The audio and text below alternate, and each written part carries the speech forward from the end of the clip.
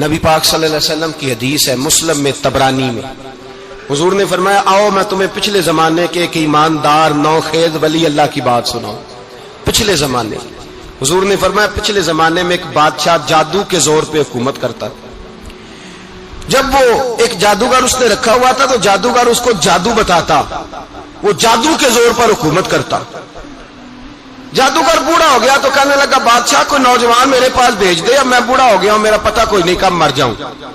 ایک نوجوان کی ڈیوٹی لگائی، بڑا زیرک سمجھدار، اپنے رعایا میں سے چن کے جو ذہین فطرت مزاج بچہ تھا وہ اس نے لگایا۔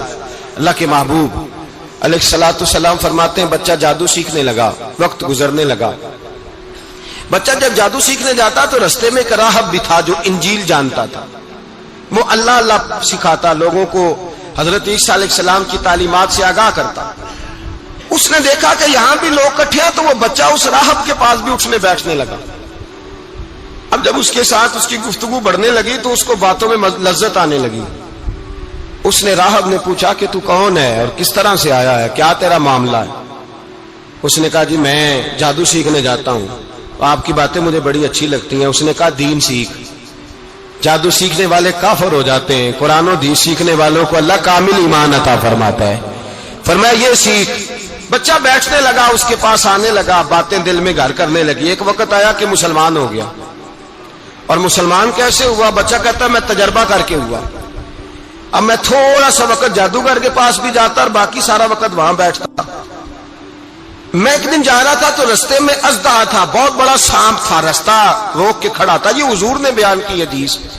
نبی پاک صلی اللہ علیہ وسلم فرماتے ہیں بچہ کہتا ہے کہ رستے کے اندر سانپ ہے، رستے بند ہے، لوگ چھتوں درختوں پہ چڑھے ہیں، راش ہے۔ کہتے چھوٹا سا روڑا میں نے اٹھایا تو میں نے کہا اللہ اگر جادوگر سچا ہے تو اسے مار دے۔ چھوٹا سا روڑا میں نے پھینکا، اژدہا کوئی نہ مرا۔ پھر چھوٹا روڑا اٹھایا، میں نے کہا اللہ اگر وہ عالم سچا ہے تو اسے مار دے۔ اب جب میں نے روڑا مارا تو اژدہا مر گیا۔ میرے اندر سے گواہی آئی نہیں دین کی باتیں سچی ہیں، نہیں قرآن کی باتیں اسلام سمجھانے کے لیے عرض کر رہا ہوں، اگرچہ اس دور میں انجیل تھی، اللہ رسول کی باتیں اچھی ہیں۔ کہتے میں مسلمان ہو گیا، اب میں نے راہب کے پاس ہی رہنا شروع کر دیا، جادوگر کے پاس چھوڑ دیا اس بچے نے آنا۔ بادشاہ پوچھتا کہاں زیادہ وقت گزارتے ہو تو وہ بات گول کر دیتا، وقت تیزی سے بڑھنے لگا۔ اللہ نے اس نوجوان میں طاقت پیدا کر دی، اب وہ اس کے اندر نا اللہ نے توانائی روحانیت پیدا کر دی، ابھی جوان ہے، 14-15 سال عمر ہے۔ اللہ نے اب جو بیمار بھی آتا وہ دعا کرتا تو اللہ صحت عطا کر دیتا، جو بھی آتا۔ بادشاہ کا ایک درباری تھا، بادشاہ کو پنکھا جلتا تھا، وہ اندھا ہو گیا، کوئی ایسی تکلیف آئی کہ نابینا ہو گیا، بڑے علاج کرائے شفا نہیں ہوئی۔ کسی نے اس بچے کا پتہ بتایا کانوں میں، اس کے پاس گیا تو بچہ کہنے لگا شفا تو ہو جائے گی پر کلمہ پڑھنا پڑے گا، مسلمان ہونا پڑے گا، جس پیغمبر کا میں غلام ہوں تجھے بھی بننا پڑے گا، دین پہ عمل کرنا پڑے گا، اللہ شفا دیتا ہے۔ اس نے کہا تو مجھے کلمہ پڑھا، مجھے شفا دے، میں تیار ہوں۔ اس نے کہا شفا تو اللہ دیتا ہے۔ اس نے اللہ تبارک و تعالیٰ کا ذکر کر کے دعا مانگی، یہ مسلم شریف میں حدیث ہے، طبرانی میں موجود ہے۔ اللہ نے اسے شفا دی، اس نے کلمہ پڑھنا شروع کر دیا۔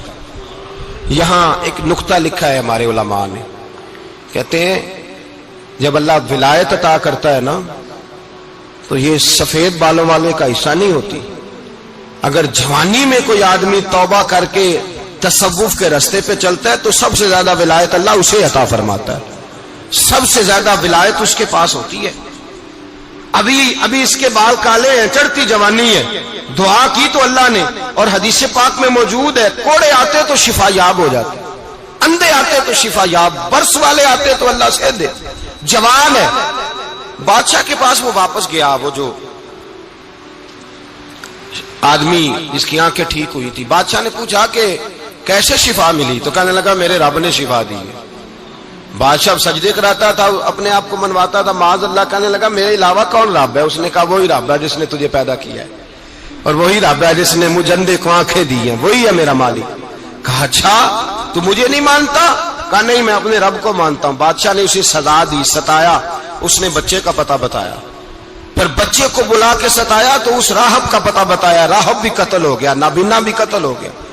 بادشاہ نے کہا سپاہیوں سے اس بچے کو لے جاؤ اور پہاڑ کی چوٹی پہ جا کے نیچے پھینکو تاکہ مر جائے. بچہ پہاڑ کی چوٹی پہ گیا تو ہاتھ اٹھا کے کہنے لگا یا اللہ میرے لیے نہیں اپنے لیے، میرے لیے نہیں اپنے لیے انہیں اپنی قدرت کے جلوے دکھا. میرے لیے نہیں، اللہ کے بندے اپنی جان بچانے کی دعائیں نہیں مانگتے، اپنے لیے انہیں اپنی قدرت کے جلوے دکھا. یہ دعا مانگی، جتنے لوگ ساتھ آئے تھے وہ سارے زمین پہ گرے اور سب مر گئے، پہاڑ سے گر کے مر گئے. بچہ واپس سیدھا بادشاہ کے پاس کہنے لگا لو بھائی میرے رب نے مجھے بچا لیا ہے. جوان کا ایمان دیکھو، میرے رب نے مجھے، بولو میرے اللہ نے مجھے ایمان کی گواہی دے رہا ہے، میں بچ گیا ہوں، تو جھوٹا ہے میرا رب سچا ہے. اس نے کہا لے جاؤ اس کو دریا میں، کشتی میں بٹھاؤ، بیچ دریا کے جا کے دھکا دے دو. بیٹھے کشتی میں، دریا کے بیچ گئے اور جب جا کے وہاں اس کو دھکا دینے لگے تو اس نے کہا اللہ میرے لیے نہیں اپنے لیے انہیں اپنی قدرت کے جلوے دکھا. بس ایک طوفان سا آیا، جتنے سپاہی ساتھ آئے تھے ڈوب کے مر گئے. وہ بچہ اٹھا اور سیدھا پھر بادشاہ کے پاس، اسی کے پاس کہنے لگا لو بھائی میرے رب نے مجھے بچا لیا ہے، تیرے پاس آیا ہوں. وہ کہنے لگا تو کیا مصیبت میرے گلے پڑ گئی ہے، کیسے جان چھوٹے گی؟ تو بچہ کہنے لگا اگر تو مجھے باندھے درخت کے ساتھ اور سارے ملک کو بلائے، لوگوں کو اکٹھا کرے، پھر تو مجھے تیر مارنا، میں تجھے بتاؤں گا کیسے مارنا ہے، میں مر جاؤں گا. اللہ کا بندہ نوجوان ایمان دیکھو، مرنے کے طریقے بتا رہا ہے، میں تجھے بتاؤں گا میں کیسے مروں گا. یہ بات کہی، بادشاہ نے سارا مجمع جمع کیا، ملک سارا باہر آ گیا، درخت کے ساتھ باندھ دیا. کہنے لگا بھائی لوگوں یہ مجھے مارنا چاہتا تھا، مار نہیں سکا، اب میں اسے بتانے لگا ہوں کہ میں کیسے مروں گا. اسے کہو جب تیر مارے تو ساتھ میرے رب کا نام بھی لے، میں اپنے رب کے نام پہ جان دوں گا، ایمان کی پختگی میں اللہ کے نام پر جان دوں گا. اسے کہو رب کے نام پہ مارے، مر جاؤں گا. بادشاہ نے اللہ کہہ کے تیر مارا، پیشانی میں لگا، بچے کی روح پرواز کر گئی. جتنا مجمع کھڑا تھا سارا کلمہ پڑھ کے مسلمان ہو گئے، سارے مسلمان ہو گئے سارے. میرے رسول پاک سید عالم صلی اللہ علیہ وسلم نے نوجوانوں کو بتایا جب تمہارے اندر ایمان کی قوت آئے گی تو اللہ تمہاری مدد کرے. فرمایا وہ نوخیز ولی تھا، ابھی جوان رانا تھا، ابھی اس کی پیشانی پر جوانی کے آثار تھے، لیکن اس نے اللہ کو راضی کیا، رب کریم کو راضی. ولایت کا مطلب بڑھاپا نہیں، ولایت کا مطلب وہ نہیں کہ جب بڑا لمبا وقت گزر جائے تو پھر آدمی آئے کہ نہیں اب کیا کرنا ہے، اب مسجد ہی ہے، اب تو اس کے علاوہ گزارا ہی کوئی نہیں. تو اس وقت کا آنا اللہ کی بارگاہ میں قبول تو ہے، لیکن شاباشی اسی کو ملتی ہے جو جوانی کا وقت آئے، جو عین اس وقت آئے جو وقت میرے رسول پاک علیہ السلام کے غلام عبداللہ ابن عمر، حضرت عبداللہ ابن عمر رضی اللہ تعالیٰ عنہ فرماتے ہیں کہ میں نکلا، مجھے سفر کے لیے جانا تھا، تو تھوڑی سی کھجوریں، تھوڑا سا سرکہ، ایک شہد کی بوتل، چیزیں میں نے سفر کے لیے ساتھ رکھ لی. میں جب مدینے سے باہر صحرا میں نکلا نا تو رمضان نہیں تھا، غیر رمضان تھا. میں نے ایک نوجوان کو دیکھا بکریاں چرا رہا ہے، بکریاں چرا رہا ہے. اے جوان، آپ فرماتے ہیں اس کا چہرہ بڑا نورانیت والا، گرد پڑی ہوئی پر بڑا حسین. فرماتے ہیں میں نے اس کو کہا کہ آ جاؤ کھانا کھا لو، روزے بھی نہیں تھے. کہنے لگا نہیں میں نے روزہ رکھا ہوا ہے.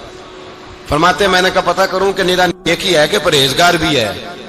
نیک وہ ہوتا ہے جو نماز پڑھے روزہ رکھے، پرہیزگار وہ ہوتا ہے جو گناہ سے بچے، وہ پرہیزگار ہوتا ہے. کہا پتہ کروں پرہیزگار بھی ہے کہ نہیں. کہتے میں قریب گیا تو میں نے جا کے اس کو کہا بھائی تیری بکریاں بڑی پیاری ہیں، میرا دل کرتا ہے کہ بکری مجھے دے دو.